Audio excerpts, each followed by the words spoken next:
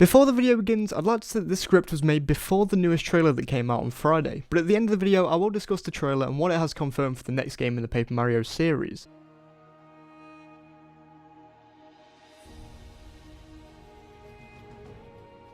As any Paper Mario fan will know, 1 month ago today we were given a somewhat large surprise that could not have been predicted outside of a direct. But Nintendo gave us Paper Mario fans a surprise nonetheless, and it was the reveal of the new upcoming Paper Mario game. Paper Mario the Origami King. Now first, let's talk about the general consensus of the reactions of the trailer. So far, well, most people seem to be optimistic for the next game. People who aren't fans of the Paper Mario series may not understand why it's odd that us fans are optimistic. Well, let me tell you a tale of a once prosperous gaming series. The Paper Mario series. It first debuted in 2000 on the N64, when its first title, Paper Mario 64. A great game, especially for the time, with exceptionally well animated characters. And one more thing.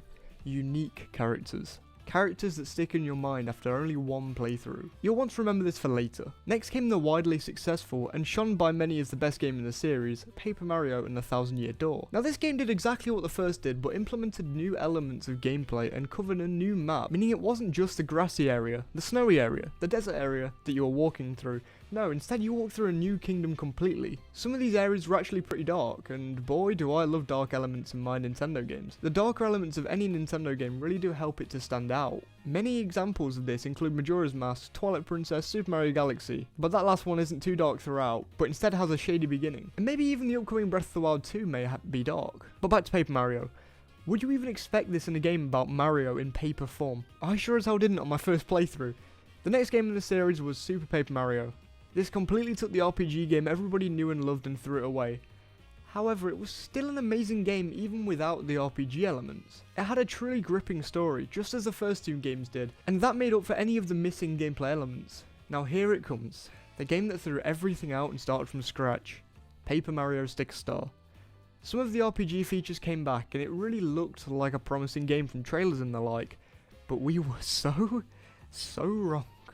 This game killed the series for the old timers. Remember those unique locations and characters that I mentioned for the first two games? Nope, gone. Deceased. Instead replaced with toads. Perhaps the most boring NPC in any game that they appear in. With an exception to the new Mario Bros games. I play as the blue toad, okay? Don't hate on me. The point is, the formula that they built upon in the first two games was broken and killed in Sticker Star, making it so the paper gimmick is essentially the gameplay, bringing in the game a whole new problem that many games released on the 3DS, such as Luigi's Mansion 2, had an issue with: the mission structure. As it was set out in a certain path and extremely linear in the way you played. There's a lot more complaints that people have with Sticker Star, but I will address them later on. Finally, Color Splash. The game that was revealed in our direct and skipped over extremely hastily. Now this game is a bit of a weird one for me. I feel as if it's a halfway point to having a good Paper Mario game and having a sequel to Sticker Star. I'll talk about this game a bit later to a much fuller extent, so please stay tuned. But it's time to get into why you clicked on this video. It wasn't to listen to a guy talk about each Paper Mario game, but rather what could the new game do to fix this once prosperous series. So then let's get out of the way. This next game seems to be a paper-based game, as was the case for both Sticker Star and Color Splash. Many people seem to think this means that Origami King will be just as lackluster as the previous two titles. But to that I say, a game can be different and still be good, so I don't find this to be a very particularly good, strong argument. My next topic is one that many of the older Paper Mario fans will be gagging to hear about, as the games couldn't be the same without this feature, the partners. I intentionally didn't mention this at the start of the video, as I could have talked about this in my intro for hours, but for anybody who is new to the Paper Mario series or didn't get to play the older games, in the first two games you were given partners throughout the games, with both Paper Mario 64 and Thousand Year Door starting you with Goomba companions, Goombario and Goombella respectively. These partners acted as a sort of second move that would do less damage than Mario in most cases, and they added a lot in terms of gameplay, even if it doesn't sound like it. And what's more, their names weren't Goomba like they would be in the newer games. The point is, fans of the older games would love to see the partner system come back. In fact, there have been countless petitions and the like to include partners in the next game, and as my title suggested, it could fix the series. Now there is a sort of confirmation that these partners could be making a comeback. There was a Chinese Paper Mario trailer that actually showed the Explorer Toad, found many times in the trailer, standing behind Mario in battle. Now this doesn't mean that there is definitely going to be partners, especially since the trailer was in fact taken down by Nintendo, and had to be re-uploaded by the guys at GameXplain. Like, wow, there's a single character standing behind Mario in a trailer that's been discarded by Nintendo. But there's a fair amount of evidence to go with this, I promise. As previously mentioned, the Explorer Toad seems to be found in this trailer a fair amount, and the most compelling bit of evidence for a partner yet, Bomb. Now I know, this character isn't original at all at the minute, so that's a bit of a hit. But the Bob-omb seems to have a personality, and what's more, it seems as if he's following Mario around in these fields in the trailer. Partners would be a great addition into this game, as it would mean that the devs are actually listening to the fans, and wanted to change something. So even if this doesn't fix the series as a whole, it could, at the very least, fix some of the fans' trust, and I believe that's what the Paper Mario series needs to start doing now. The next thing that I think will save both the fans' trust and the series is a genuinely interesting story. As discussed at the beginning of this video, Super Paper Mario was not great in the gameplay department, but man was the story good, or what? I mean, wow, the story was exceptionally captivating. Now, I've noticed that the older titles had names that were not relevant to the gameplay mechanics at all, but more the story or the system. Let's go through the first 3 games' names. Paper Mario 64, relevant to the system and no mention of the RPG mechanics. Paper Mario 1000 Year Door. This name represented the story and what the story is all about, all right there in the title.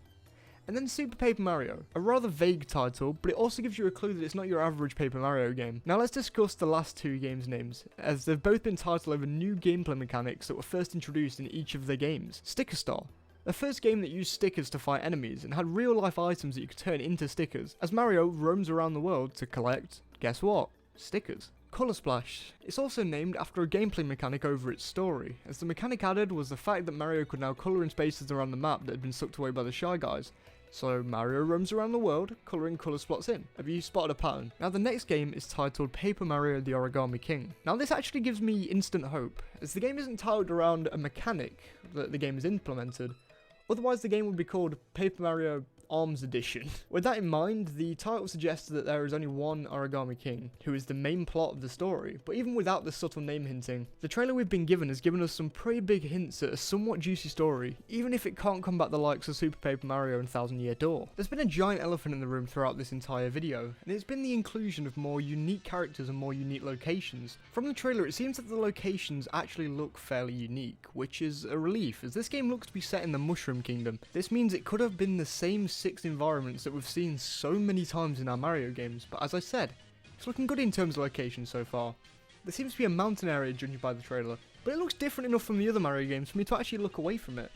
There's actually this one area that looks very reminiscent of Fortune or Vortex Island from Color Splash, and that's not a bad thing.